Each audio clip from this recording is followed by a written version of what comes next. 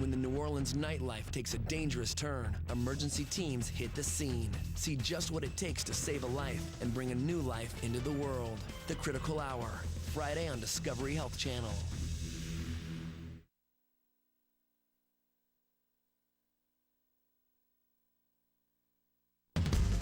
Impact. How much can the human body take? A motocross rider attempts a 160-foot jump in the Utah desert. A height stunt. Your life can be shattered. Without warning, your body broken. Your future left hanging by a thread. Only the heroism of total strangers, cutting-edge technology, and the practice of bold medicine stand between life and death. These are stories of survival, about real people pushed past their limits, lives forever changed by a moment of impact.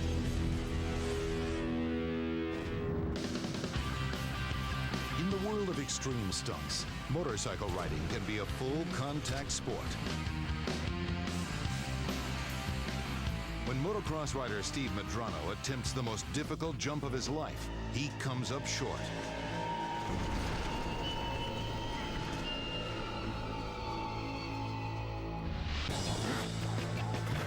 The 29-year-old stunt rider was a daredevil at heart. He's going to take every risk possible to do whatever stunt you're asking him to do. And that's just what Steve did on May 20th, 1999, when he attempted a 160-foot jump in the Utah desert. Steve scouted the jump and decided to go for it. Greg was standing by with the cameras rolling. Steve was going 80 miles an hour when he hit the jump.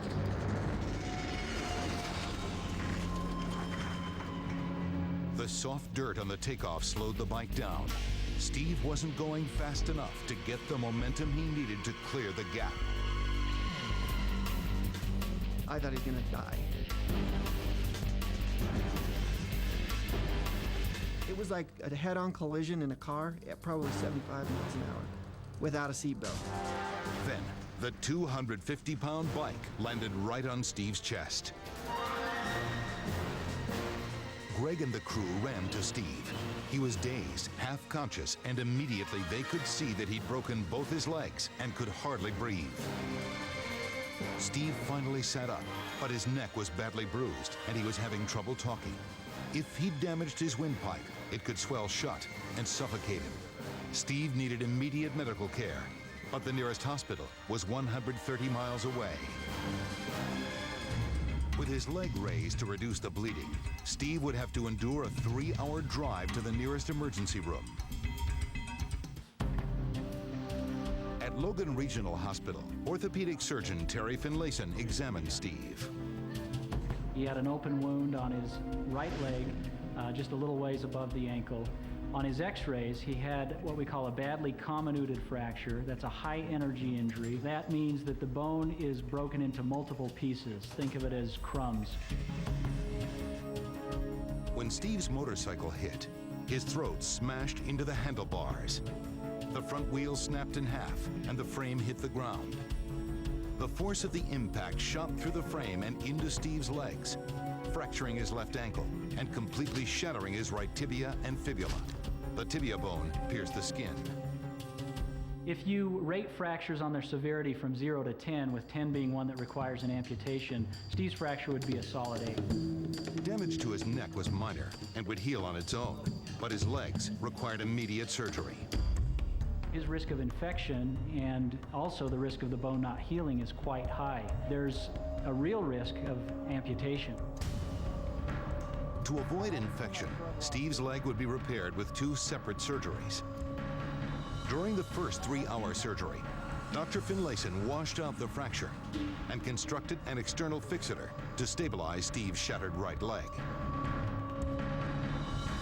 The fixator would hold the broken bone stable until the leg healed enough that the risk of infection passed. That's a good one. The next day, Steve was allowed to go home, but he was confined to a wheelchair. I'd never seen Steven hurt that bad, quite that bad. And every other time when he had been hurt, he tended to get up and about really quick, but this time he didn't. 10 days later, Steve returned to the hospital for the second surgery. Dr. Finlayson made a large incision in Steve's leg and pieced all the bone fragments together with stainless steel plates and screws. He also used some of Steve's own healthy bone to fix the fractures. We needed to do all we could to promote healing, and so we took some bone graft from the upper part of his tibia just below his knee and packed that into the fracture site. Steve was sent home with instructions to take it easy, but that's just not Steve's style.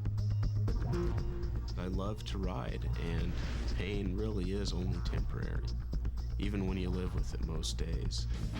Despite his bravado, the muscles in his right leg are weak, and his right leg is now slightly shorter than the left. It's a daily reminder of the time he pushed too far. When I hit the jump at full speed, I didn't get enough vertical takeoff. I went low and fast. Instantly, when I left the jump, I knew I was in trouble. It was just a split-second crushing impact. Next thing I knew, I was waking up on the ground. Everybody was around me, and I looked down at my legs, and I knew something was wrong. I could tell that my leg was broken because I was facing straight up and my foot was pointing down the angle of the hill, and your ankle just can't turn that far. I honestly used bad judgment, and that's why I got it.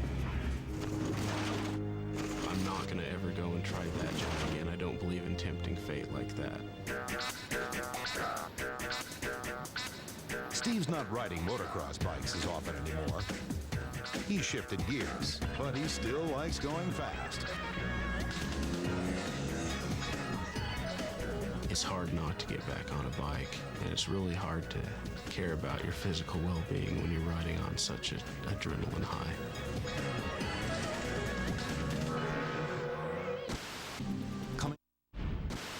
Like all traumatic accidents, Mona's impact turned her life upside down. In many cases, these near disasters set in motion a monumental chain of events.